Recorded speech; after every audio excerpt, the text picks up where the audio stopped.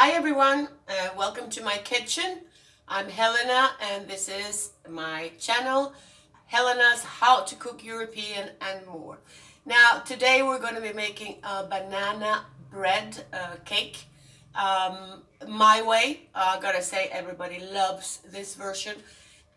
Bring it into the office, take it to the sales room, well, when I was still working. And everyone was fighting over a piece of this cake, only had for so many people. Now, a banana bread cake should never be dry, should not be hard. It should be soft and moist and a little bit creamy on the inside, and leave that flavor really there. Okay, I'm going to be showing you step by step. Don't worry about the quantities. I'm leaving the recipe inside the description, and let's get started. Alrighty. So first of all, I preheated the oven up. I put it on, it's like 200 Celsius. It's about 380, 400 Fahrenheit.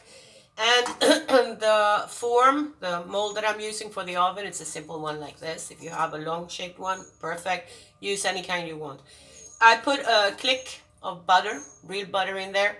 I would say it's about maybe 15 grams in there. And I'm letting it melt, okay? Now into a glass bowl here, crystal bowl, I'm putting in 200 grams of butter. I've left it out for a while so that it's starting to melt. As I say, you know I'm in Cancun by now. Everything melts in a heartbeat. So I'm going to put that in there, 200 grams. I had a click in, and I'm using 2 of these packs. They're like 90 grams each, 180 plus the one I got in, so 200 grams. Now after that, we're going to take 3 super ripe bananas. Don't be scared. I put everything into the fridge here, otherwise they're like ripe in 3 hours and uneatable the day after. But these are super ripe, okay? Leftovers, which is perfect to use when you're making a banana bread. I'm also putting in eggs. I'm putting in 4 eggs into our bowl. I haven't started mixing yet. So 4 eggs goes in here. And then I'm going to use a fork to mix all of this together.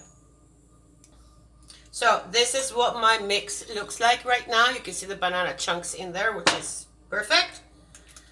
And next I'm adding in 200 grams. I'm using, it's almost a cup. 1 cup is 240 grams, so 200 grams is close to a full cup. I'm using brown sugar. Now, if you don't have brown sugar at home, use white sugar by all means. Put it in there, mix around. I'm also adding in a cup. I don't need to measure it. I measure this by eye here. It's white natural yogurt that goes in here as well. Getting all of that out. Okay, let's make sure we get it all out. Next is 1 tablespoon of vanilla extract. I'll do it by eye like this. There we go. Now we're mixing this together here, and then we're gonna leave it for like 5 minutes. Let it sit for 5 minutes, and then we continue with the flour and so forth. Okie dokie. So next I'm adding in about 70 grams of lingonberries here, like this, the dry lingonberries. And I'm also adding in about 50 grams of raisins. You're going to say, is this not a banana bread? Yes, it is. Believe me, this really lifts up the taste in that banana bread, okay? Gives it that extra special little kick, and just leave it in there. And we're now going to be adding on 1 teaspoon of baking powder. If you live down the hot, humid, I'm not talking even nighttime, we're up in 30 Celsius down here in Cancun, Mexico. Now, you might want to add a little bit more of the baking powder in, all right? I'm doing like 1.5. All right. Now, you also need 1 teaspoon of baking soda, all right? Make sure I don't get too much in here. All right, there we go. In there. And we're also adding in like almost a cup of flour, white flour, or all-purpose flour if you prefer. It's like 220 grams in here. Let's get it all on top there.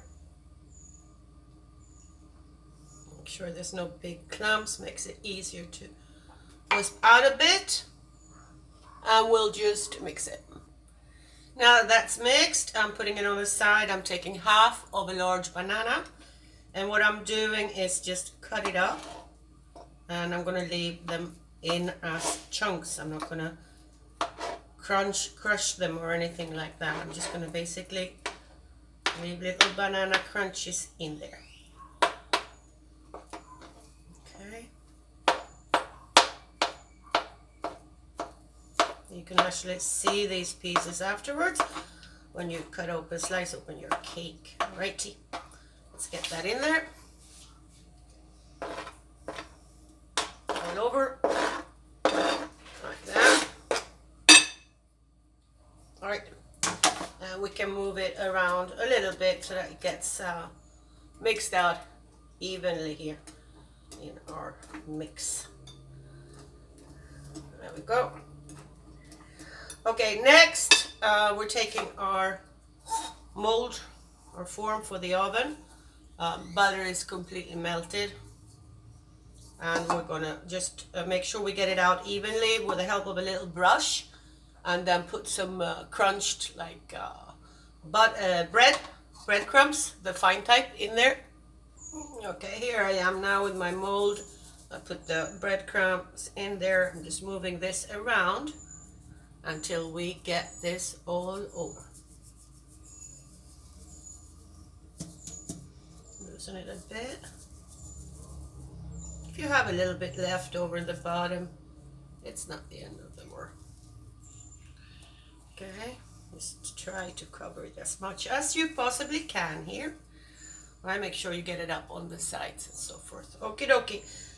That having said, we'll take this out of our mixture, and with the help of one of these, I'm going to put the mixture into our mold, our oven mold.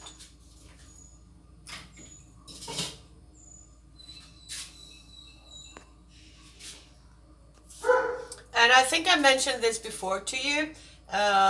I was using, actually I still have two of these left since when we were making the orange cake with the icing, remember? Always when baking a cake in the oven, I put 3 pieces of tin foil out like this to cover up the sides with and a little bit over the top, and just to, in case this decides to grow like crazy, which sometimes it does and sometimes it doesn't, seems to depend on the climate and my mood. What we're doing is basically just cover this up like this. Slim them together like this. And see so you don't break them. Make sure they go off.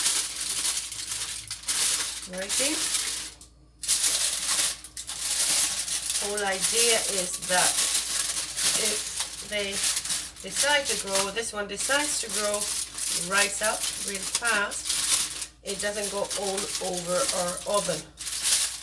Okay, so that will be it. You can see more or less how it's covered up. Righty. Now, this goes into the middle part of our oven. We're going to leave it in 40 minutes, then we'll check on it. It probably needs around 50 minutes, alrighty?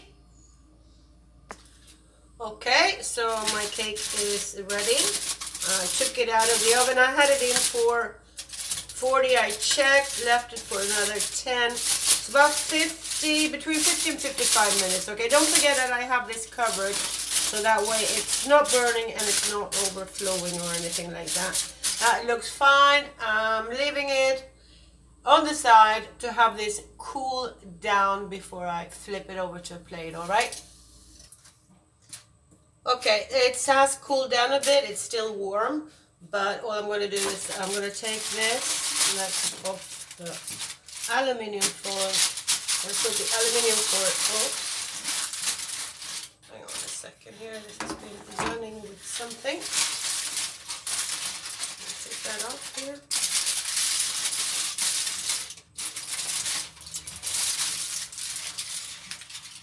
Oh.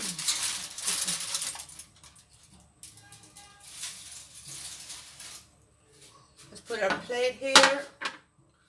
And let's, sorry about that. Let's just flip this one around here real fast. Like this.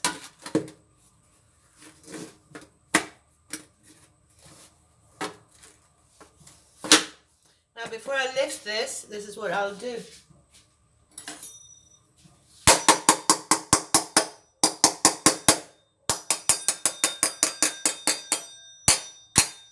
Just make sure everything is loosened up.